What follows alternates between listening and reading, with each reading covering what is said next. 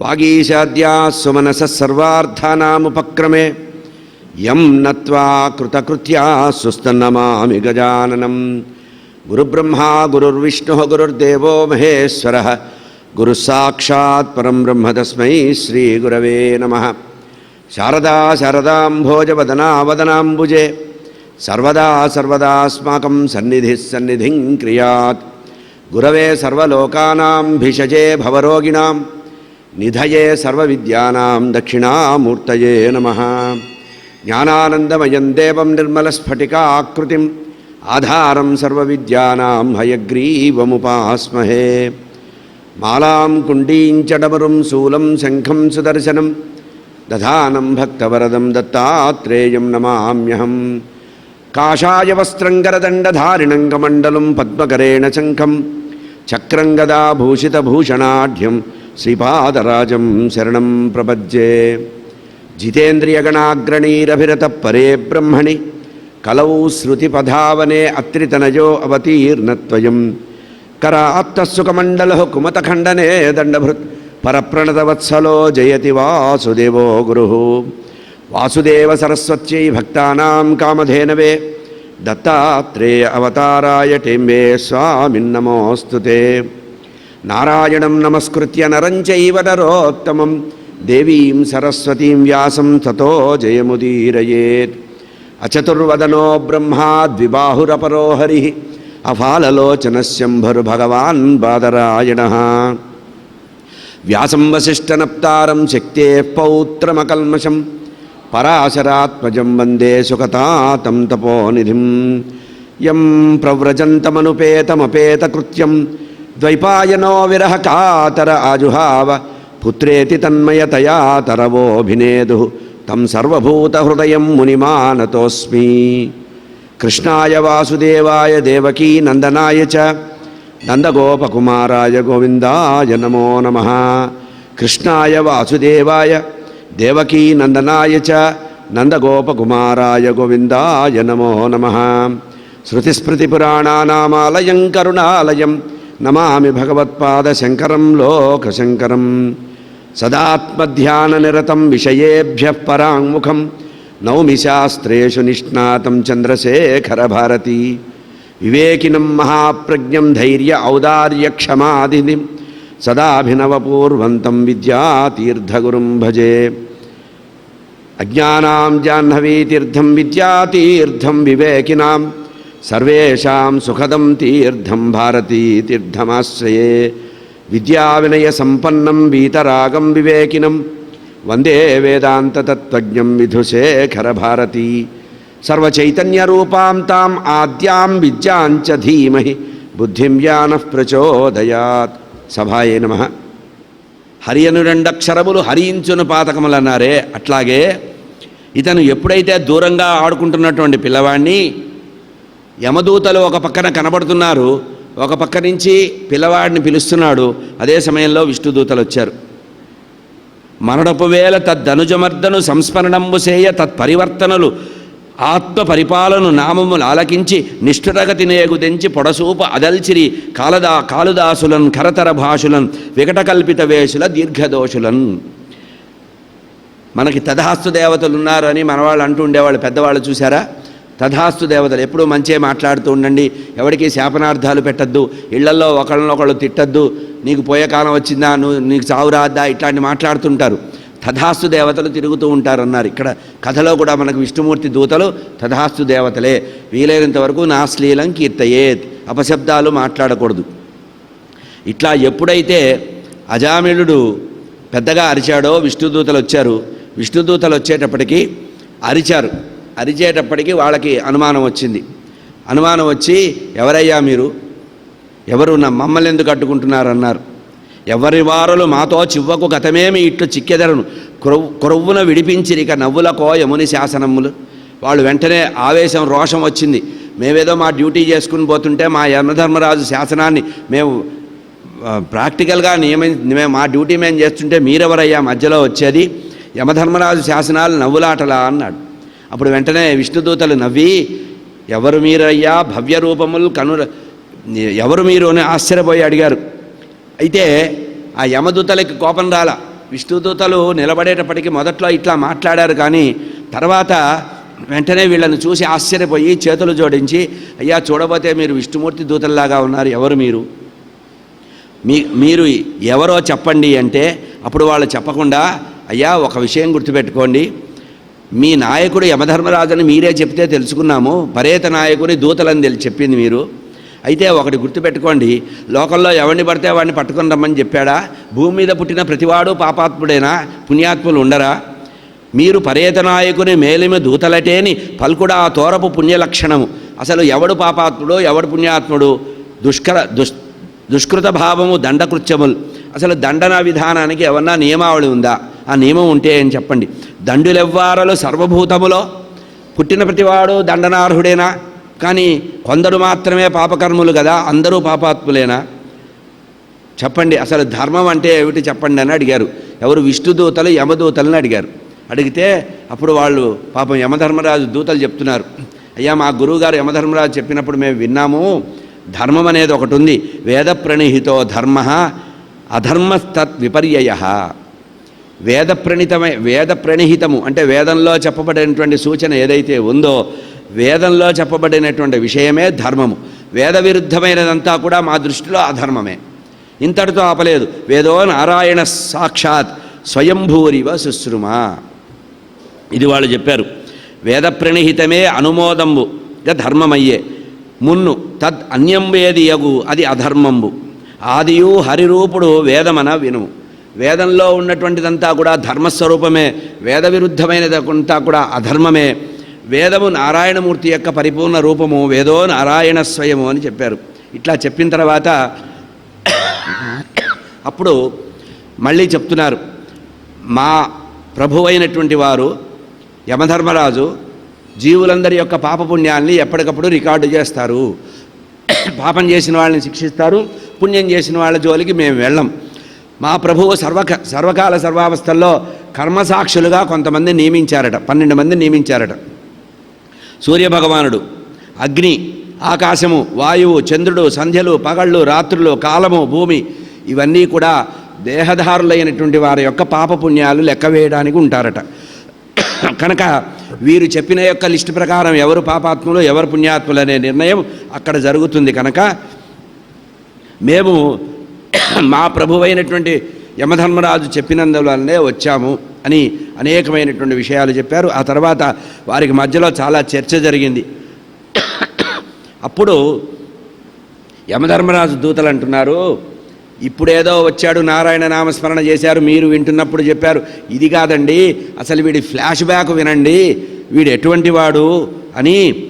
అతని యొక్క ఇతని బాల్యం గురించి చెప్తున్నాం. ఇతను ఉత్తమమైనటువంటి వేద కుటుంబంలో జన్మించాడు, చిన్నతనంలోనే వివాహమైంది, చక్కటి అనురాగవతి అయినటువంటి రూపవతి అయినటువంటి పతివ్రత ధర్మం కలిగిన స్త్రీ ఉంది.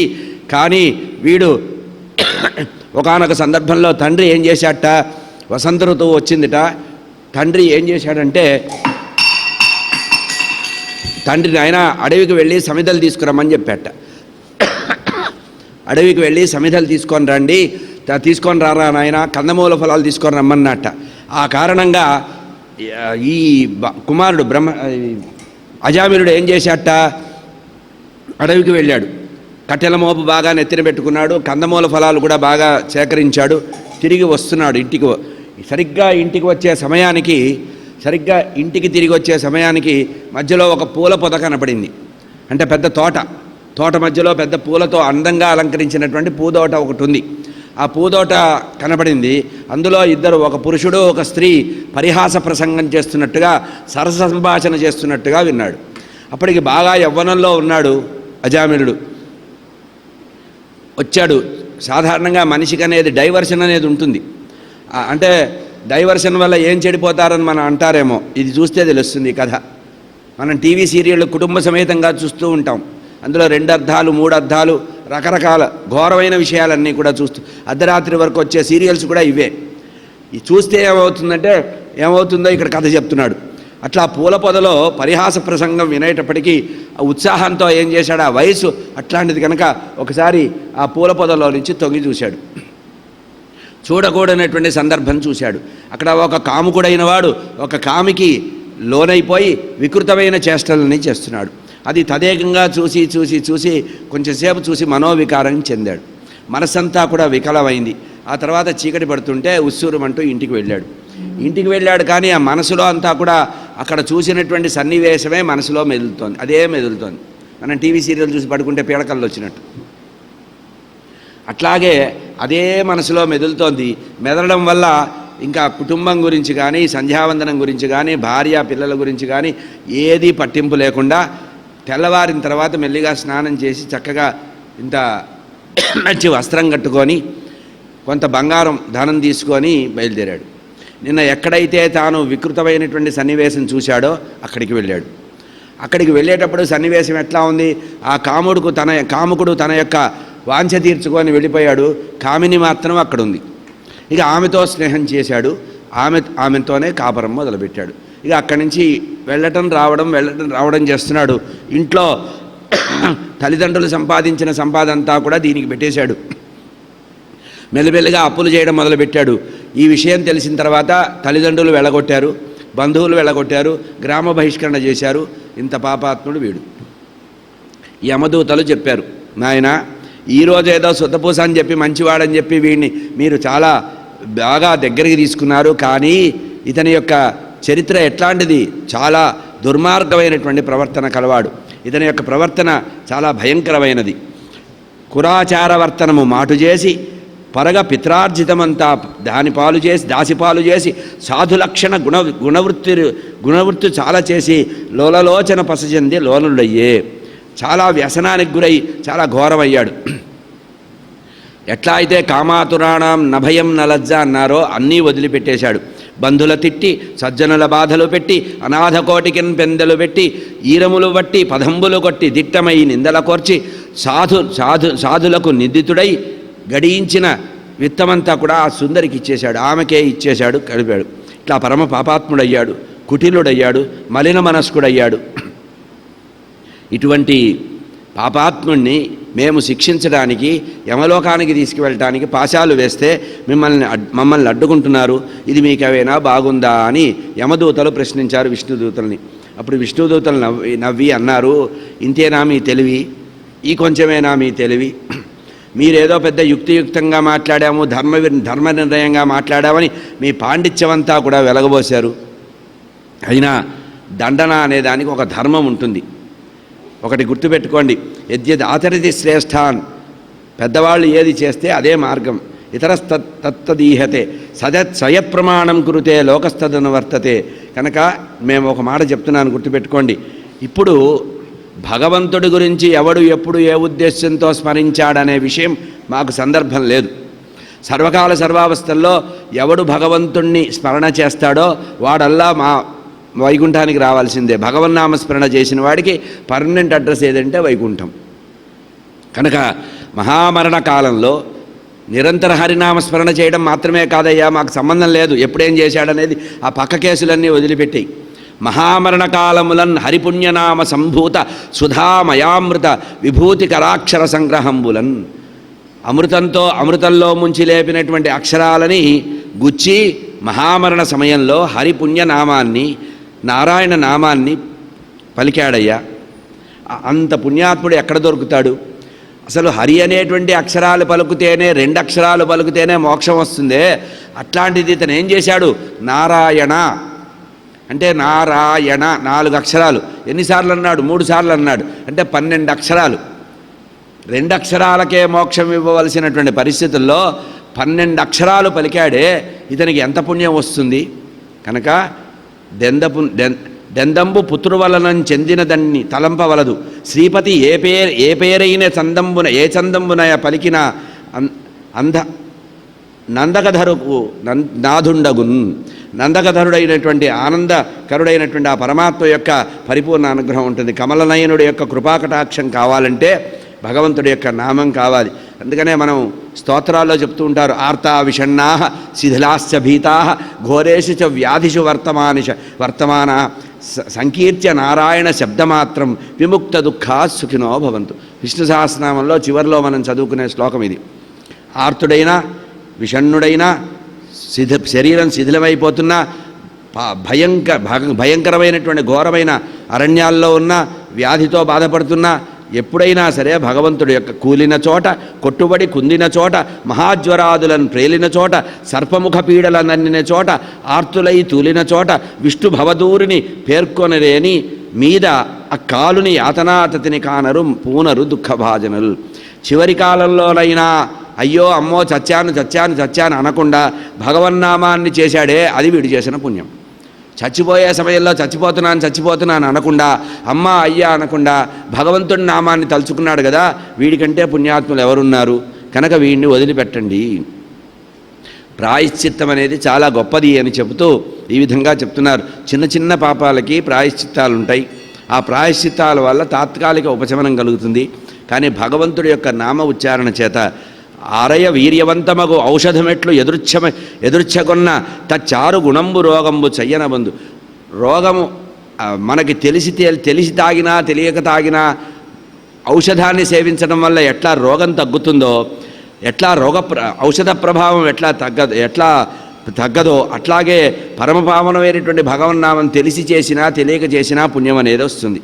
పురాకృత పుణ్యం ఉంటే కానీ ఇటువంటిది రాదు అని చెప్తున్నారు ఇక్కడ. ధృతి తప్పిన తరిమిన పురాకృతమున కాకెట్లు తోచు కేశవ నామము. భగవంతుడి యొక్క నామం గుర్తు రావాలంటే జన్మజన్మాంతరమైనటువంటి సుకృతం వెంట రావాలి. ఏదో పూర్వజన్మ పుణ్య విశేషం ఉంటే కానీ పరాత్పరుడి యొక్క నామం గుర్తురాదు. కనుక అది పూర్వపుణ్యం మనకు ఉందో లేదో తెలియదు. కనుక మనము అభ్యాసము చేసి భగవంతుడి యొక్క నామాన్ని నిరంతర నామస్మరణ చేయాలి. కనుక నిరంతర నామస్మరణ చేయడం వల్ల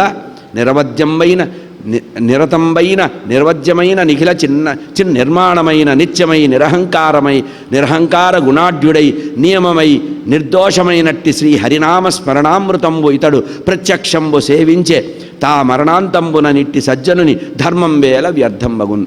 అంత్య సమయంలో భగవన్నామ స్మరణ చేయడం ఏదైతే ఉందో, కిమేతం దైవతం లోకే కింబాప్యేకం పరాయణం అని చెప్పారు కదా విష్ణు సహస్రనామంలో చెప్పిన మాట. దాని గురించి గుర్తుపెట్టుకోవాలి. మరణాంతకాలంలో ప్రత్యక్షంగా భగవంతుడి యొక్క నామస్మరణ చేశాడు కనుక ఇతనికి అంతకుముందు చేసిన పాపాలతో సమస్య లేదు. ఇతను పుణ్యపురుషుడి కింద లెక్క. ఈ విధంగా భగవద్దూతలైనటువంటి విష్ణుదూతలు నిర్ణయించి, మీకు ఇంకా ఏదైనా అనుమానం ఉంటే మీ పెద్ద ఆయన ఉన్నాడు కదా యమధర్మరాజు, ఆయన దగ్గరికి వెళ్ళి అడిగిరండి, ఆయన మళ్ళీ రమ్మంటే రాండి, ఇప్పుడు మాత్రం మీరు ముట్టుకోవడానికి వీల్లేదు జాగ్రత్త అని చెప్పారు. వాళ్ళు వెంటనే అవమానం పొంది, మనకు కాదురా అవమానం, మన రాజుగారికి అవమానం అని చెప్పి ఇచ్చకాల కోసం పితూరి చెప్పడానికి వెళ్ళారు యమధర్మరాజు దగ్గరికి యమదూతలు. ఇక్కడ విష్ణుదూతలు ఈ రకంగా అతన్ని రక్షించి వెళ్ళిపోయారు. యమధర్మరాజు దగ్గరికి వెళ్ళి ఏడ్చుకుంటూ వెళ్ళారు. వెళ్ళిపోయి ఏం చెయ్యాలి అని వాళ్ళు అడిగారు. ఒక మాట ప్రశ్న వేశారట. ఏమనేశారంటే, అయ్యా ఇంతవరకు లోకల్లో మీరే గొప్పవాళ్ళు అనుకున్నాం, మీకంటే పెద్దవాళ్ళు కూడా ఉన్నారా లోకల్లో, మీకంటే పైన బాసు కూడా ఉన్నాడా అని అడిగారు యమదూతలు. వాళ్ళకి ఎంతసేపటికి యమలోకంలో యమధర్మరాజే సర్వస్వం అనుకున్నారు కదా, కనుక మీకంటే పైవాళ్ళు ఉన్నారా, మేమేదో మీ యొక్క శాస్త్రం గొప్పదని చెప్పి మీరు ఇచ్చిన శాసనం గొప్పదని మేము విని వెళ్ళామే, అటువంటిది ఈరోజు మాకు అవమానం జరిగింది, మేము వెళితే అక్కడ విష్ణుదూతలు వచ్చి మమ్మల్ని చాలా ఘోరంగా అవమానం చేశారు అని చెప్పారు. అప్పుడు యమధర్మరాజు నవ్వి ఏం జరిగింది చెప్పండి అన్నారు. ఏం లేదు, మేము చంపబోతుంటే వాడిని తాళ్ళు పట్టుకొని లాగబోతుంటే నారాయణ నామస్మరణ చేశాడు, వాడు పరాచికానికి చేశాడు, కొడుకు కోసం పిలవడానికి చేశాడు, విష్ణుమూర్తిని తలుచుకోలేదు, ఇది మేము సాక్ష్యం ఇస్తాం. కానీ నారాయణ నామ పిచ్చివాళ్ళలారా, తెలిసి చేసినా తెలియక చేసినా హరినామం హరినామమే, నారాయణ నామం నామమే. దారుణ మోహాంధకార పూరితుడు హరివిస్మయస్మరణార్ద్రమతియే.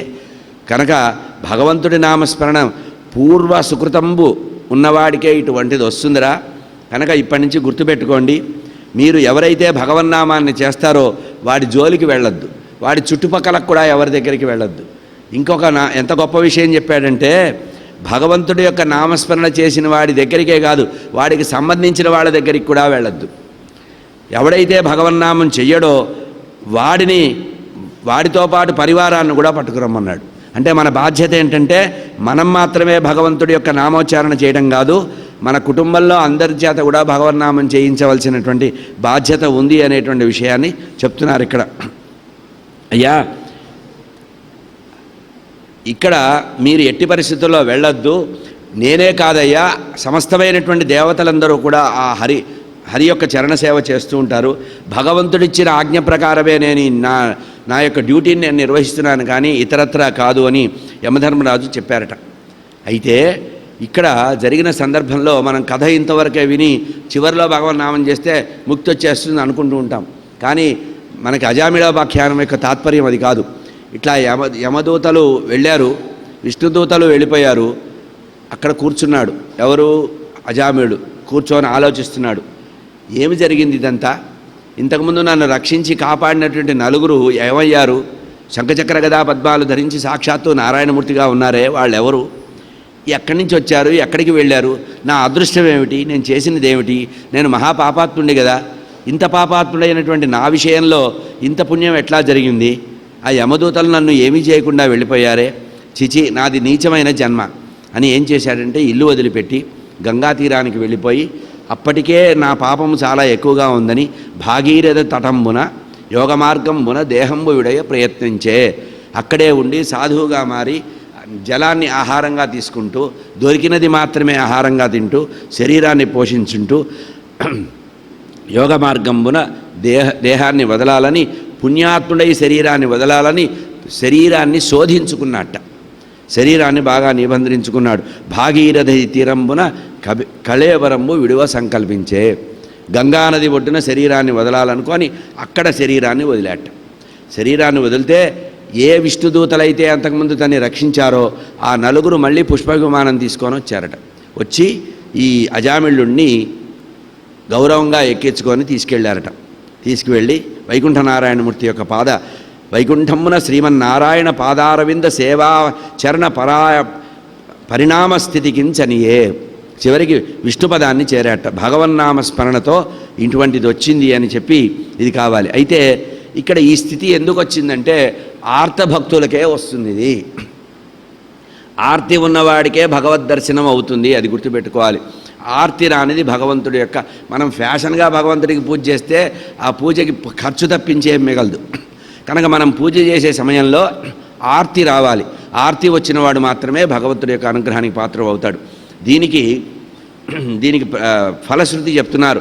నామోచ్చారణ మాహాత్మ్యం హరే పుత్రస్య పశ్యత పుత్రకా అజామిళోపి ఏనైవ మృత్యుపాశాత్ అముచ్యత.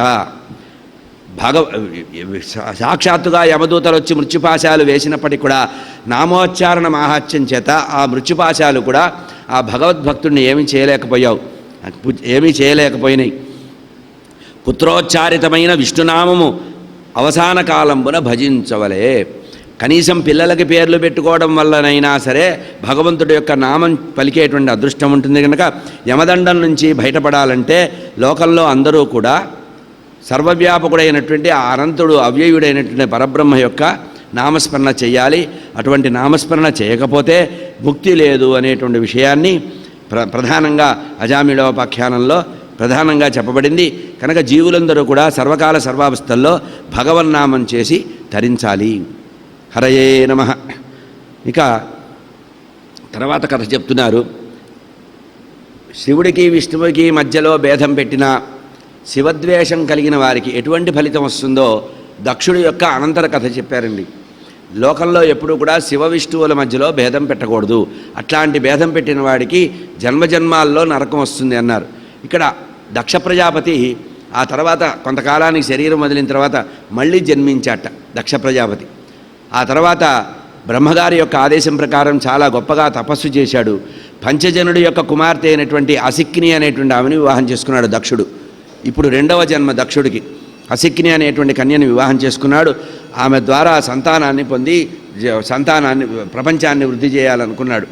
అయితే అసిక్నిని వివాహం చేసుకున్నాడు. బ్రహ్మగారు చెప్పినట్టుగా ఆ విష్ణుమూర్తి యొక్క ఆరాధన చేసి 10,000 మంది పుత్ర సంతానం పొందాడు. ఇంతకుముందు అంతా అమ్మాయిలే కదా, ఇప్పుడు 10,000 మంది పుత్ర సంతానం కలిగారు. ఆ పుత్ర సంతానం అందరినీ పిలిచి, నాయన మీరు ప్రజా సృష్టి చెయ్యండిరా, వివాహం చేసుకోండి అంటే, నాన్నగారు వివాహం చేసుకోవాలంటే ముందు తపస్సు చేస్తాము, తపస్సు ద్వారా జ్ఞానాన్ని పొందుతామని నారాయణ సరస్సు దగ్గరికి వెళ్ళి తపస్సు చేయడం ప్రారంభించారు. తపస్సు చేసుకొని జ్ఞానం పొంది వస్తారు కదా అని దక్షుడు పంపించాడు. సరే, అదే ప్రదేశానికి నారద యోగిందుల వారు వచ్చారు. ఆ తపస్సు చేస్తున్నటువంటి ఆ 10,000 మందికి యొక్క పేర్లు ఏంటంటే హర్యస్సులు. హర్యస్సులు అనేవాళ్ళు 10,000 మందిట, అందరూ పుత్ర సంతానమే.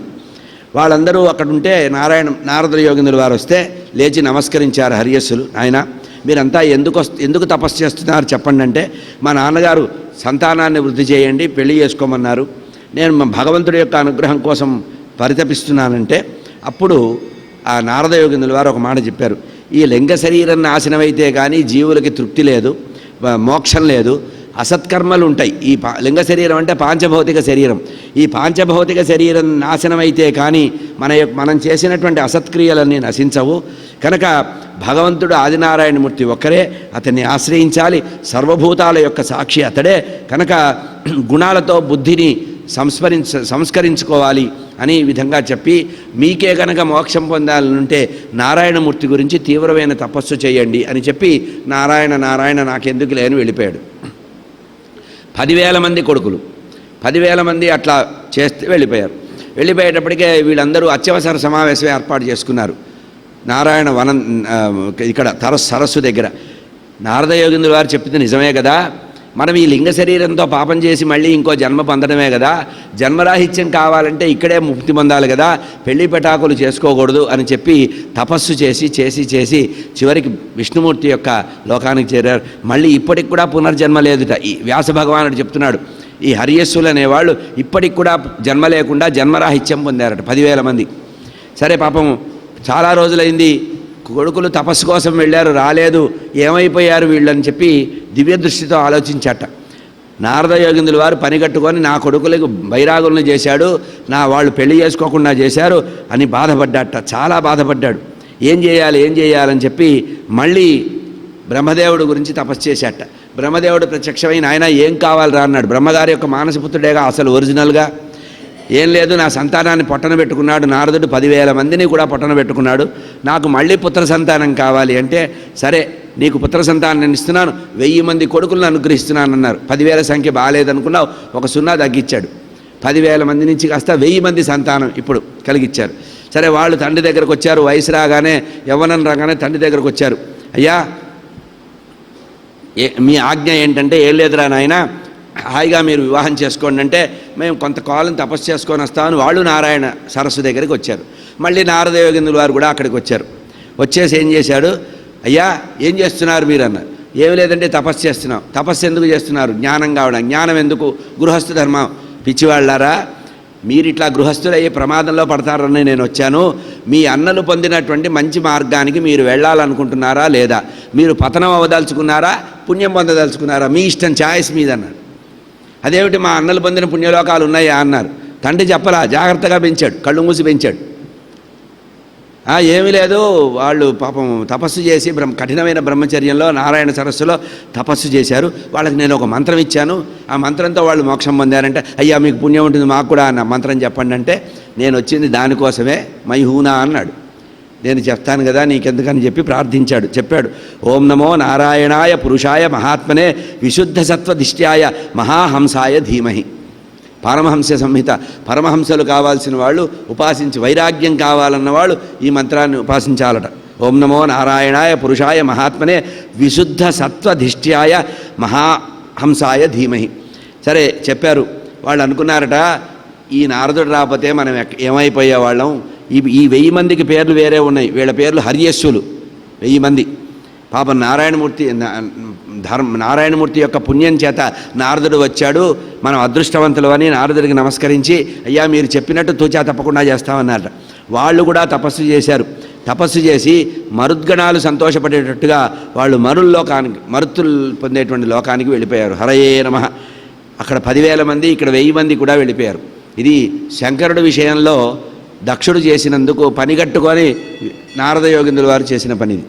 అంటే ఎవరైతే శివదూషణ చేస్తారో, ఎవరైతే శివుడికి సంబంధించినటువంటి విరోధాన్ని చేస్తారో వారికి ఈ గతి పడుతుంది అన్నట్టుగా మనం భాగవతాన్ని గమనించాలి.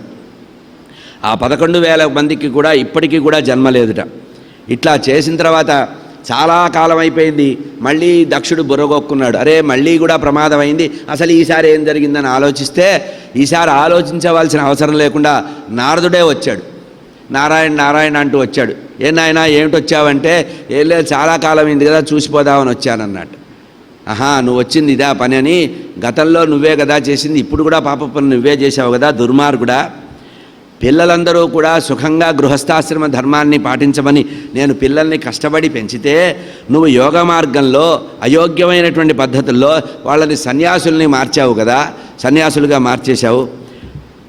పుత్రులు తండ్రి యొక్క రుణం తీర్చుకోకుండా వెళ్ళిపోయారు కదా, ఏమాత్రం కరుణ స్వభావం లేకుండా ఒక్కడిని కూడా మిగల్చలేదు కదా, కనీసం నాకు ఒక్కడిని మిగిల్చినా బాగుండేది కదా. పూర్తి వైరాగ్యం లేనట్టుగా, వైరాగ్యం ఉన్నట్టుగా నటిస్తూ మహావిష్ణు భక్తుడై నువ్వు వైకుంఠం నుంచి వచ్చి కూడా మాకు దుఃఖాన్ని కలిగించావే, నీకు కూడా జీవితంలో దుఃఖం ఉంటుంది.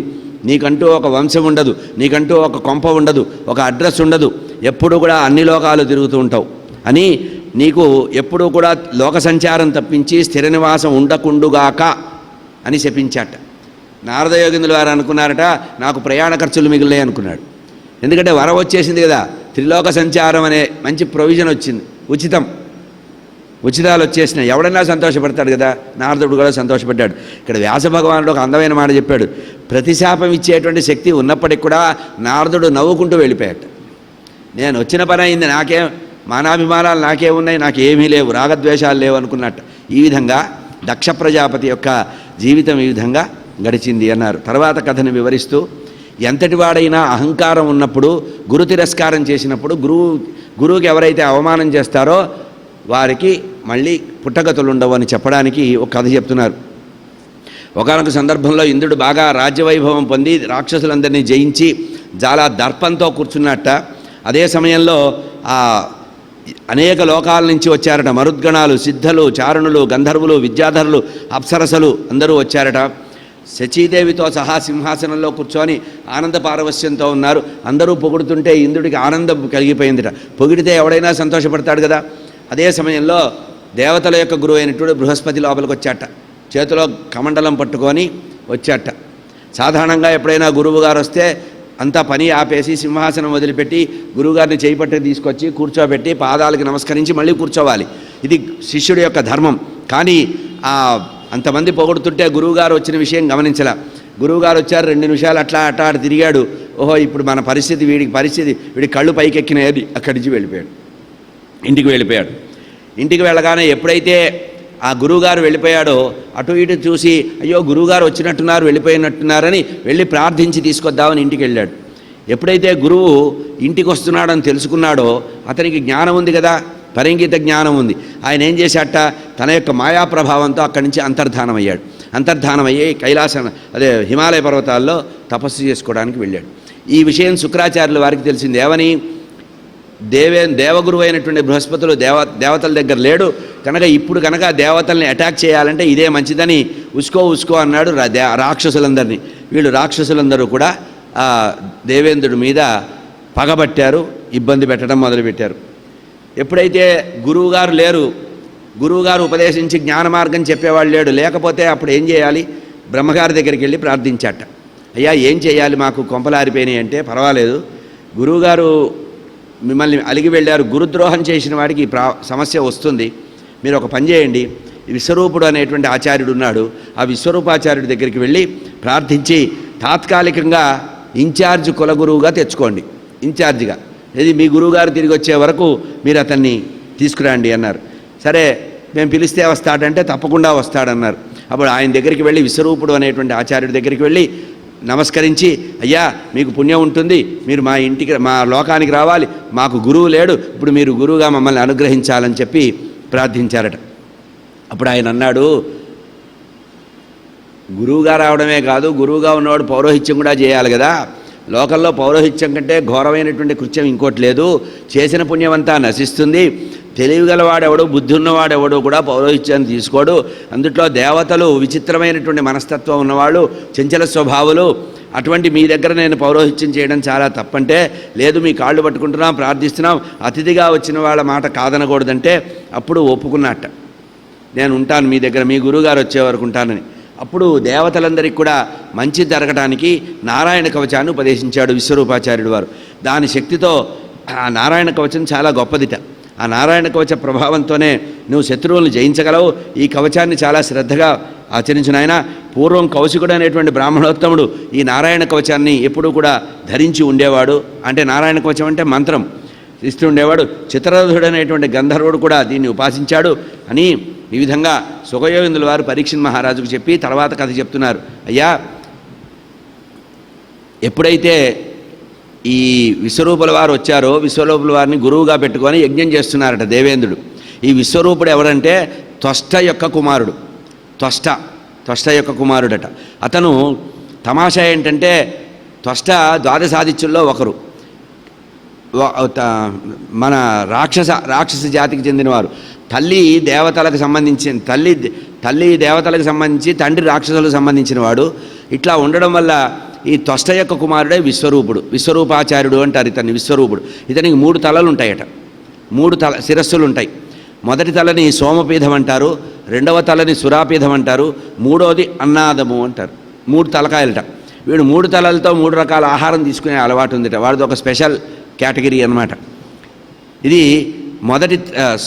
ఇది తమాషా ఏంటంటే మొదటి తలతో సోమరసాన్ని తాగుతాట, రెండవ తలతో సురాపానం చేస్తాట, మూడవ తలతో మూడవ నోటితో అన్నం తింటాట. ఇట్లా విశ్వరూపుడికి 3 తలలు ఉన్నాయి. అయితే యజ్ఞం చేయమన్నారు కదా అని చెప్పి ప్రత్యక్షంగా యజ్ఞం చేశాట. ఇంద్రుడిని కూర్చోబెట్టి యజ్ఞం చేస్తున్నాడు.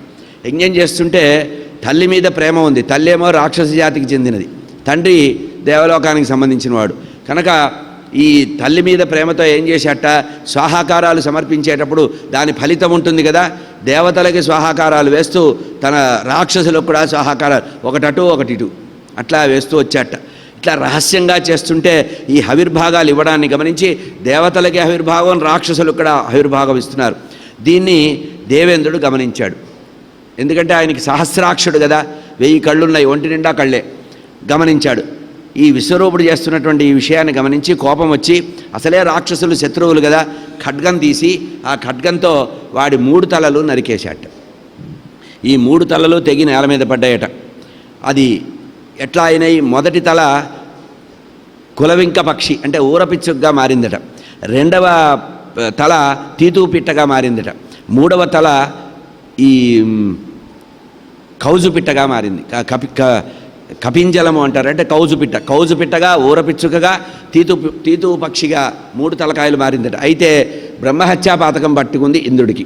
బ్రహ్మహత్యాపాతకం ఎట్లా పోవాలంటే, నువ్వు బ్రహ్మహత్యాపాతకాన్ని ఎవరికైనా బదలాయించినట్టయితే మారుతుందంటే ఇంద్రుడు ఇట్లాంటి విషయాల్లో రెడీగా ఉంటాడు. ఎవరినెత్తిన పెట్టాలంటే చాలా సులభంగా ఉంటాడు. అది ఎవరినెత్తిన పెట్టడానికి కూడా ఇబ్బంది పడడు. అది ఇంద్రుడి యొక్క లక్షణం. వెంటనే ఆ బ్రహ్మహత్యా పథకాన్ని 4 భాగాలు చేశాట. మొదటి భాగాన్ని భూమికి ఇచ్చాట, రెండవ భాగం నీటికి ఇచ్చాట, మూడవ భాగం చెట్టుకి ఇచ్చాట, 4వ భాగాన్ని స్త్రీలకు ఇచ్చాట. ఇట్లా ఇవ్వడం వల్ల దానికి ప్రతిఫలం కూడా ఇవ్వాలి కదా, ఒకటిస్తే ఒకటి ఎక్స్చేంజ్ ఆఫర్ అన్నమాట. ఈ బ్రహ్మహత్యా పథకాన్ని ఇవ్వడం వల్ల వాళ్ళకి వరం కూడా ఇచ్చాట. ఏమిటది, భూమికి ఎంత తవ్వినా మళ్ళీ పూడేటువంటి శక్తిని ఇచ్చాట. మనం ఒక గుంత తీస్తే కొన్ని రోజుల తర్వాత చూస్తే ఆ గుంత పూడి ఉంటుంది. ఈ భూమికి ఇంద్రుడు ఇచ్చినటువంటి వరం. ఆ తర్వాత చెట్లకి మొదలంటా నరికేసినా కూడా మళ్ళీ కొంచెం వర్షాలు పడి అయితే ఎక్కడి నుంచో ఒక కొమ్మ మొలుస్తూ ఉంటుంది, చెట్టు చావదు. అంటే వేరుతో సహా పీకేస్తే తప్పించి ఆ చెట్టు చావదు, మళ్ళీ పెరుగుతూ ఉంటుంది. అట్లా చెట్టుకి చివరంతా నరికివేసినా కూడా తిరిగి చిగురించేటువంటి శక్తిని ఇచ్చారట. ఈ స్త్రీలకి గర్భవతులుగా ఉన్న సమయంలో కూడా ఇంద్రియ సామర్థ్యాన్ని అనుగ్రహించాట. ఏది బ్రహ్మహత్యా పాతకం తీసుకున్నందుకు. ఇట్లా నీటికి వృద్ధిని ఇచ్చాట. అంటే పాలని కలిసినప్పటికి కూడా, పాలు కలిసినా కూడా నీళ్లు ఎక్కువ కలిసినప్పటికి కూడా ఆధిక్యత పొందేటట్లుగా వరం ఇచ్చాట. ఇట్లా బ్రహ్మహత్యా పాతకం ఇచ్చినందుకు ఇక వాళ్ళకు వచ్చిన పాపం ఉందిగా, బ్రహ్మహత్యాపాతకం అనుభవించాలిగా. ఈ నలుగురికి బ్రహ్మహత్యాపాతకం ఏంటంటే భూమికి చౌడుతనం, చౌటు భూమి అంటారే, ఓసర క్షేత్రం అంటారు, అందులో ఏమీ పలకదు. అది బ్రహ్మహత్యాపాతకం ఉన్న ప్రదేశం అన్నమాట. భూమికి చౌడుతనము, చెట్లకి జిగురు, బంక, తుమ్మ జిగురు లాంటి చెట్లకి జిగురు ఉంటుంది చూసారా, ఆ జిగురు బ్రహ్మహత్యాపాతకంట. స్త్రీలకి రజోగుణం, రజోతత్వం. ఇక నీటికి నురుగు. అందుకనే పూర్వకాలంలో తెలిసిన వాళ్ళు వీటికి దూరంగా ఉండాలనేవారు. ఏమిటి, చౌడు భూమిలో యజ్ఞయాగాదులు చేయడం కానీ, దేవాలయ నిర్మాణాలు కానీ, గృహ నిర్మాణం కానీ చేయకూడదంటారు. అట్లాగే చెట్ల నుంచి తీసినటువంటి బంక తుమ్మ ఉంటుందే ఆ బంక, దాన్ని వాడకూడదు. అందుకనే పూర్వకాలంలో ఇంగువ తినేవారు కాదు, చెట్ల నుంచి వచ్చేది కదా. బాగా శాస్త్రం తెలిసి యజ్ఞయాగాదులు చదివి చేసిన వాళ్ళు ఇంగువ తినేవారు కాదు. ఇప్పుడు మనం ఇష్టంగా తింటున్నాం.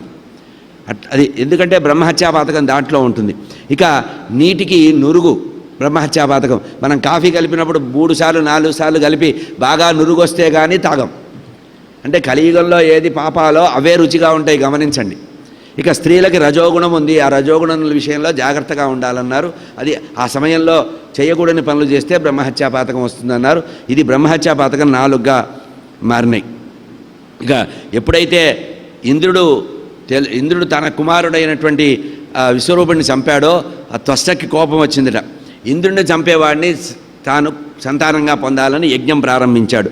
ఇంద్రశత్రో వివర్ధస్వ అనేటువంటి సంకల్పంతో ఆభిచారిక హోమం చేశాడు. ఆభిచారిక హోమం చేస్తే అందులో అయితే మంత్ర ఉచ్చారణ దోషం రావడం వల్ల విపరీత ఫలితం వస్తుంది. ఎవడు పడితే వాడు మంత్రాలు చదవకూడదు అనేది ఇందుకే. మనం ఒకటి చదివితే, అందుకనే దీనికి ఒక మాట చెప్తారు. చీమ ఒకసారి బ్రహ్మగారి గురించి తపస్సు చేసిందిట. చీమ బ్రహ్మగారి గురించి తపస్సు చేసిందిట. అబ్బో ఇంత పిపీలికం నా గురించి తపస్సు చేసిందని బాగా ఆభరణాలు వేసుకొని వయ్యారంగా వచ్చాట బ్రహ్మగారు. ఏమే చీమ, ఏం కావాలి, నా గురించి తపస్సు చేశామంటే నేను కుట్టగానే చావాలని కోరిందిట. ఓ తథాస్తు అని వెళ్ళిపోయాట. వెంటనే ఇది పనిచేస్తుందా లేదా అని ఎవడో కుట్టిందిట. వాడు దాన్ని కొట్టాట, చచ్చింది. అంటే అడగడంలో తప్పు. అంటే మనకి జ్ఞానం లేకపోతే, సంస్కారం లేకపోతే మంత్రాలు ఏది పడితే అది పలికితే ఇట్లా వస్తుంది. అట్లాగే త్వష్ట కూడా ఏం చేశాడు, ఇంద్రుడిని చంపేవాడు పుట్టాలి అంటే ఇంద్రుడి చేతిలో చచ్చేవాడు పుట్టాడు. శివము శవము ఎంత తేడా ఉంది చూడండి, చిన్న అక్షరాలు, శివము శవము. అట్లాగే మనం చాలా చాలా పదాలు, భయంకరమైన పదాలు పలుకుతూ ఉంటాం మనం. ఇట్లా ఇంద్రశత్రో వివర్ధస్వ అన్నప్పుడు వాడు కాస్త అభిచారిక హోమంలో మంత్రోచ్చారణ లోపం వల్ల ఒక యజ్ఞగుండం నుంచి ఒకడు పుట్టాట. ఎట్లా పుట్టాడు, నల్లగా యముళ్లాగా పుట్టాట. చూస్తూ ఉండగా వాడు ఆకాశం అంత ఎత్తయ్యట. పర్వతాలని చేతులతో అట్లా ఇట్లా నలిపి పిడి చేసి అవతల బారేస్తున్నట్ట. అటువంటి వాడి పేరు వృత్రుడు అన్నారు. వృత్రుడు అనేవాడు. ఇంద్రాది దేవతలందరూ కూడా భయపడిపోయారు వాడిని చూసి, అంత ఆశ్చర్యపోయారట. సరే ఒకసారి యుద్ధం చేశారు, ఓడిపోయారు వీళ్ళు. వృత్రాసురుడు వల్ల చాలా దెబ్బతిన్నారు. వీళ్ళు వెంటనే వెళ్ళి బ్రహ్మగారిని ప్రార్థించారు. ఇది మన సబ్జెక్ట్ కాదన్నారు. వైకుంఠానికి తీసుకెళ్లారు. విష్ణుమూర్తి అన్నారు, ప్రస్తుతం ఇది కూడా నా సబ్జెక్టే కాదు, మీరే ప్రయత్నం చేయాలి. మీకు ఒక మాట చెప్తున్నా, వాడు చాలా గొప్ప భక్తుడు, విష్ణు భక్తుడు. వృత్రాసురుడు చాలా గొప్పవాడు. అంటే దుర్మార్గుల్లో కూడా భక్తులు ఉంటారు, దాన్ని సక్రమంగా వాడుకుంటే మంచి ఫలితాలు వస్తాయి. కానీ రావణాసురుడు కూడా మహాభక్తుడే. మనం చూసిన వాళ్ళల్లో రావణాసురుడి కంటే భక్తుడు కూడా లేదు. అయితే విష్ణుమూర్తి ఏం చెప్పారంటే, ఇప్పుడు నేను చేయగలిగేది ఏమి లేదు, వాడిని చంపడానికి ఒక ఆయుధాన్ని మాత్రం మీకు సూచన చేస్తాను. దధీచి మహర్షి అని ఒక మహర్షి ఉన్నాడు. నారాయణ కవచాన్ని నిరంతరము కూడా ఉపాసించేవాడు. అశ్వశిరము అనేటువంటి విద్య అతని దగ్గర ఉంది. అంటే గుర్రపు తలకాయ పెట్టుకొని అతను ఈ నారాయణ కవచాన్ని ఉపదేశించాట. గతంలో రాక్షసులకు కూడా ఉపదేశించాట. ఈ విశ్వరూపుడికి కూడా నారాయణ కవచం ఉపదేశించింది ఈ దధీచే. అటువంటి దధీచి మహర్షి మహాదాత. వెళ్ళి అతన్ని మీ యొక్క వెన్నుముక కావాలి అని యాచించండి, అతను వెన్నెముక ఇస్తాడు. వెంటనే మీరేం చేయాలి, ఆ వెన్నెముకని దేవశిల్పిని తీసుకొచ్చి ఆ దేవశిల్పి సహాయంతో మీరు ఆ వెన్నెముకతో వజ్రాయుధాన్ని, శక్తి అనేటువంటి వజ్రాయుధాన్ని తయారు చేయించుకోండి, ఆలస్యం చేయకండి. అంటే ఇంద్రుడు అడిగాట విష్ణుమూర్తిని, ఆయన ఇస్తాడా అని. ఎవడైనా ఏదైనా ఇస్తాడు, కానీ వెన్నెముక ఇమ్మంటే ఎట్లా ఇస్తాడయ్యా అంటే, నీలాంటి వాడు నాలాంటి వాడు అయితే ఇవ్వడు, దధీచి కనుక ఇస్తాడు పొమ్మన్నాడు. నారాయణమూర్తి పంపించాడు, నీ వెన్నెముక కోరాడు అంటే ఇస్తాడు పొమ్మన్నట్ట. భయపడుతూనే వెళ్ళారు వీళ్ళు. అయ్యా మీ వెన్నెముకను ప్రసాదించండి అంటే ఆయన అన్నట్ట, లోకంలో ఎవడైనా ఏదైనా ఇస్తాడు, కానీ నీచపు గతి ఎల్లభంగుల యాచనయ్యని తెలిసి తగదని ఇడుదురే.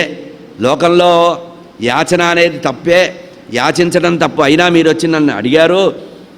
మీరు ఏదైనా అడగచ్చు, కానీ ప్రాణాన్ని ఎవడైనా అడుగుతాడా? అడిగితే బుద్ధి లేక అడుగుతాడు, కానీ ఇచ్చేవాడు ఎవడన్నా బుద్ధి ఉన్నవాడు ఇస్తాడా? ఇవ్వరు అన్నట్టు. అయ్యా కాదంటే మిమ్మల్ని పరీక్షించడానికి అడిగాను. ఒకటి గుర్తుపెట్టుకోండి, ఎప్పటికైనా ఈ శరీరాన్ని నన్ను వదిలిపెట్టి వెళ్ళిపోతుంది, నా ప్రాణము వదిలిపెట్టి వెళ్ళిపోతుంది. ఎప్పటికైనా వెళ్ళిపోయే ఈ శరీరాన్ని ఒక మంచి పని కోసం నేను ఇవ్వడంలో నాకేం అభ్యంతరం లేదు. నన్ను వదిలే శరీరాన్ని నేనే ముందుగా వదిలేస్తానన్నాడు. ఇట్లాంటి వాళ్ళు ఉన్నారండి. మన ప్రాచీన భారతదేశం అదృష్టం ఏంటంటే ఇటువంటి వాళ్ళు మన దేశంలో ఉండేవాళ్ళు. ఇప్పుడు 10 మందిని చంపినైనా మనం బతకాలి. ఎవడన్నా కిడ్నీ ఇస్తాడా, ఎవడన్నా లంగ్స్ ఇస్తాడా, ఎవరన్నా ఏమన్నా ఇస్తారా, ఏమి ఇచ్చినా తీసుకోవడానికి మనం సిద్ధంగా ఉన్నాం. ఇచ్చినవాడు చచ్చినా మనం వెళ్ళం. లోకం ఇట్లా తయారైంది. ఇక్కడ చూడండి, నన్ను వదిలిపెట్టే శరీరాన్ని నేను వదిలిపెట్టడానికి సిద్ధంగా ఉన్నాను, నాకేం ఇబ్బంది లేదు అని చెప్పి తాను ప్రాయోపవేశం చేసి యోగధారణ చేసి శరీరాన్ని వదిలితే అతని యొక్క వెన్నెముకను తీసుకొని చక్కగా ఆయుధం విశ్వకర్మని పిలిచి దధీచి యొక్క వెన్నెముకతో శక్తి అనేటువంటి ఆయుధం తయారు చేశారు. ఎప్పుడైతే శక్తి ఆయుధం వచ్చిందో, ఇది త్రేతాయుగంలో జరిగిన కథ అండి, గుర్తుపెట్టుకోండి. త్రేతాయుగంలో ప్రథమంలో జరిగింది. వృత్రుడిని చంపడానికి ఆయుధం ఉంది కదా అని బయలుదేరాడు. సరే వెళ్ళాడు, బాగా యుద్ధం చేశాడు. ఇది నర్మదా తీరంలో జరిగింది యుద్ధం. నర్మదా నదీ తీరంలో అంటే మధ్యప్రదేశ్ ప్రాంతం అనుకోవాలి. నర్మదా తీరంలో జరిగిందట. దేవతలకి రాక్షసులకి భయంకర యుద్ధం జరిగింది. ఒకరోజు వాళ్ళు గెలిచారు, ఒకరోజు వీళ్ళు గెలిచారు. ఇట్లా జరుగుతూ ఉంటే ఒకానొక సందర్భంలో వృత్రాసురుడు అన్నట్ట, మా అన్నని చంపింది నువ్వు, నిన్ను చంపి నేను పగ తీర్చుకుంటానన్నట్టు. సరే యుద్ధానికి పిలిచాడు. ఒకరోజు బాగా చావ కొట్టాడు, పంపించేశాడు. తమాషా ఏంటంటే ఈ వజ్రాయుధం గుర్తొచ్చేది కాదుట ఇంద్రుడికి. వాడు యుద్ధం చేస్తుంటే యుద్ధం చేసేవాడు, తన్నులు తినేవాడు. వాడు గదతో ఒకరోజు ఐరావతం మీద కొడితే ఐరావతం తలకాయ బగిలితే అది మూర్చపోతే వెళ్ళి దాన్ని మళ్ళీ అమృతహస్తంతో చక్కదిద్ది మళ్ళీ దాన్ని తీసుకొచ్చి యుద్ధం చేశాట. ఇట్లా ఉంటే వెంటనే వృత్రాసురుడు చెప్పాట, ఏమిటయ్యా నన్ను చంపడానికే నువ్వు ఆయుధం తయారు చేసుకున్నావు, నారాయణమూర్తి పరిపూర్ణ అనుగ్రహంతో నన్ను చంపడానికి ఒక ఆయుధం తయారు చేయించి ఇచ్చాడు, అది వెయ్యరా నా నెత్తిన అన్నట్టు. నువ్వు నా నెత్తినేస్తే నేను చస్తానురా, ఈ వాడరా అన్నట్టు. అప్పుడు గుర్తొచ్చి ఆ వజ్రాయుధంతో కుడి చెయ్యి నరికేశాట. నరికేసిన తర్వాత ఎడం చెయ్యి నరుకుదాం అనుకుంటే అది కింద పడిందిట. కింద పడేటప్పటికీ అవమానం జరిగి కింద పడ్డ ఆయుధం తీసుకోకూడదు కదా, అవమానంతో తలకాయ ఉంచుకొని ఉన్నట్ట.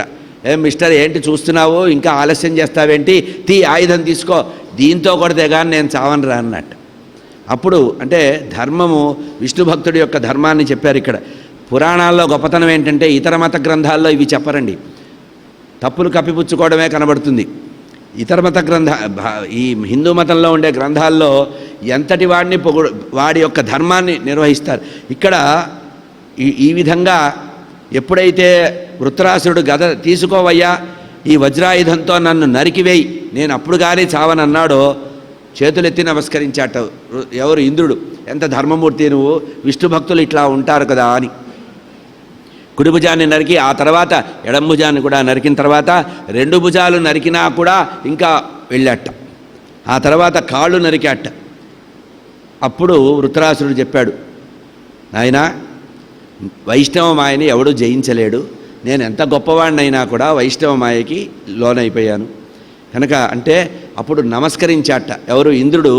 మహావిష్ణు భక్తుడు వినువు, వజ్రాయుధం ఉన్నప్పటికి కూడా నన్ను వజ్రాయుధం తీసుకో అన్నప్పుడు పెద్దగా నువ్వు నవ్వి మరీ చెప్పావే, నువ్వు చాలా సిద్ధుడివి, మహావిష్ణు భక్తుడివి, నీ చేతిలో వైష్ణవ మాయ అనేది ఉంది అని చెప్పి చంపమన్నట్ట.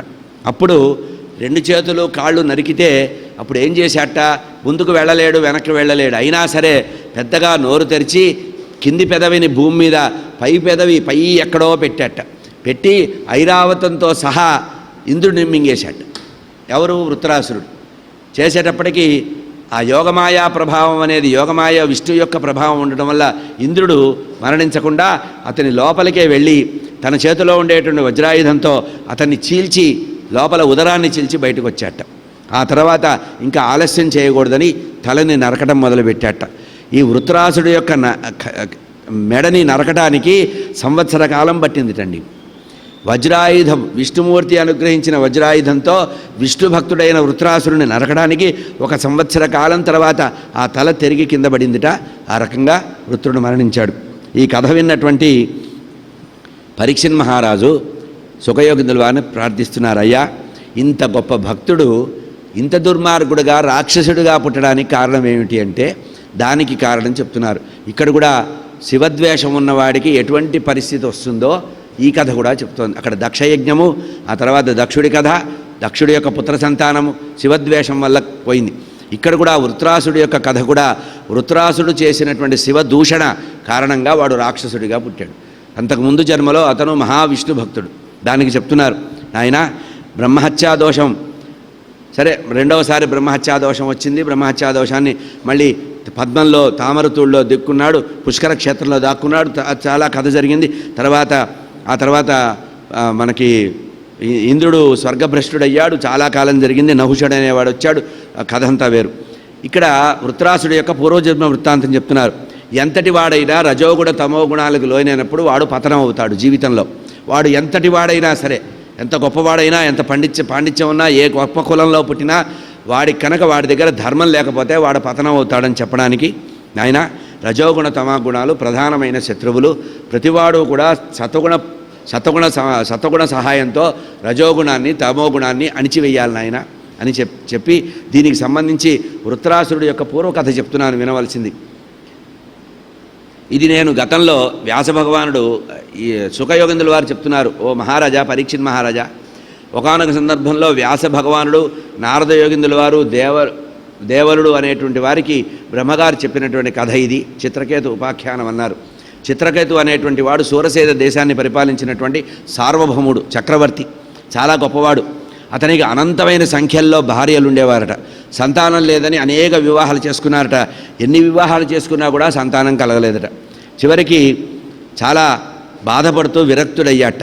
ఇట్లా విరక్తుడై బాధపడుతూ ఉన్న సందర్భంలో ఒకానొక సందర్భంలో చిత్రకేతు మహారాజును చూడ్డానికి అంగిరస ఋషి ఇంటికి వచ్చాట. ఏదో అట్లా పర్యటన చేస్తూ రాజుగారు ధర్మాత్ముడు, మహావిష్ణు భక్తుడు అని తెలుసుకొని అతని ఇంటికి వచ్చారట.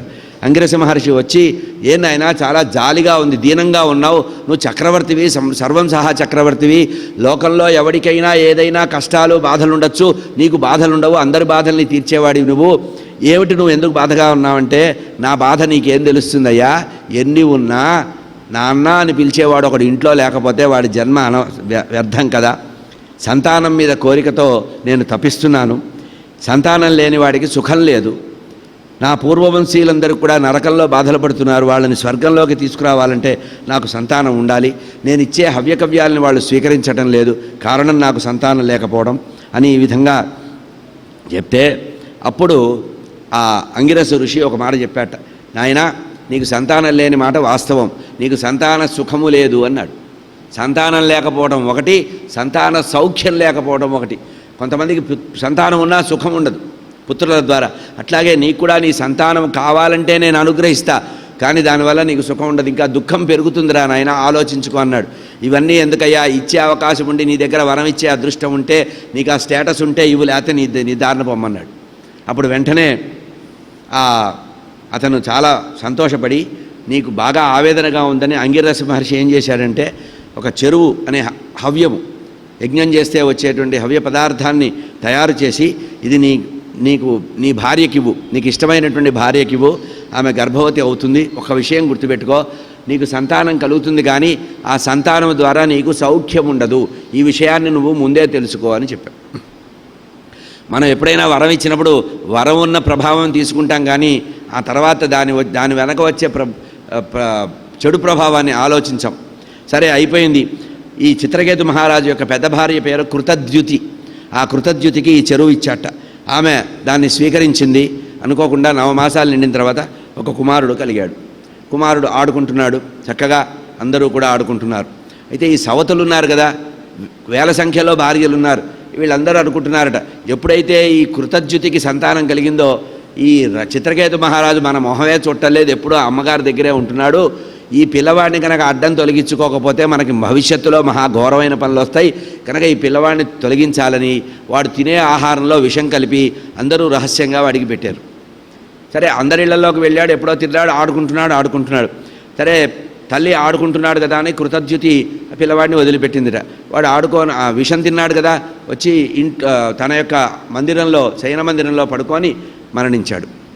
పిల్లవాడు నిద్రపోతున్నాడు, ఇంకా లేవలేదని దాదుల్ని పంపించింది ఆమె కృతద్యుతి. పిల్లవాడిని లేపండే, స్నానం చేయించండి, సాయంత్రం అయిపోయింది, సూర్యాస్తమయం అయిందని. వాళ్ళు వెళ్ళి ఎంత లేపినా పిల్లవాడు లేవలేదు, నోట్లో నుంచి ఏదో కారుతున్నట్టుగా ఉంది, విషమం వచ్చినట్టుగా ఉంది. చనిపోయిన పిల్లవాడిని చూపించారట కృతద్యుతికి. కృతద్యుతి గుండెలు బాదుకొని బాధపడిందట. ఈ విషయం చిత్రకేతు మహారాజుకు తెలిసి దర్బారు చాలించి వచ్చి చూశాడు. స్వస్తి ప్రజాభ్య పరిపాలయంతాం న్యాయేన మార్గేణ మహిమహీషా గోబ్రాహ్మణేభ్య శుభమస్తు నిత్యం. లోకాः సమస్తాः సుఖినో భవంతు. కాలే వర్షతు పర్జన్య పృథివీ సస్యశాలిని. దేశోऽयं క్షోభరహితः. బ్రాహ్మణాः సంతు నిర్భయా. అపుత్రాः పుత్రిణः సంతు పుత్రిణः సంతు పౌత్రిణः. అధనాः సధనాः సంతు జీవంతు శరదాం శతం. మంగళం కోసలేంద్రాయ మహనీయ గుణాబ్ధయే చక్రవర్తి తనూజాయ సార్వభౌమాయ మంగళం. Thanks for watching.